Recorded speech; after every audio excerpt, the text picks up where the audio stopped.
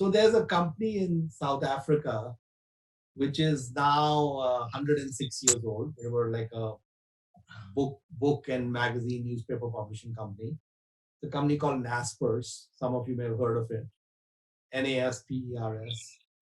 So in 2001, Naspers 20 years ago invested $32 million into this Chinese company called Tencent. Okay, so they put 32 million into Tencent and they got a 43% stake in that business. And what is mind-blowing about Naspers and the chairman, I mean, the guy who was the CEO, who's now the chairman, is through the 20 years that they owned it, they never sold the stock. And what ended up happening is the $32 million investment. So Tencent has a market cap now of about 700 or 800 billion US dollars, and they sold a little bit, I think, in the first 4 or 5 years, but basically they held about 1/3 of Tencent. So the Tencent position that they own is like around $200 billion. Okay.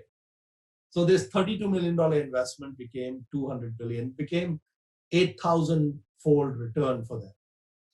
And they have done extremely well on their other investments and other things as well. This wasn't just one aberration, but everything else pales in comparison to Tencent. So the company has probably got a value of about $200-300 billion at this point.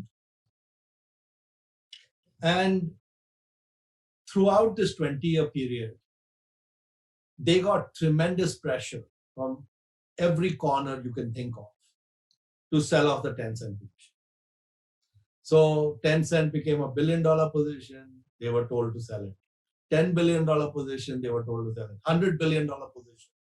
And to their credit, the two guys who were at the top pretty much told everyone to get lost. And even now, I mean, you guys may find this hard to believe, but at 700 billion, Tencent is deeply undervalued. Deeply undervalued, which is why they're not selling, right? So, abhi tak kahani khatam nahi.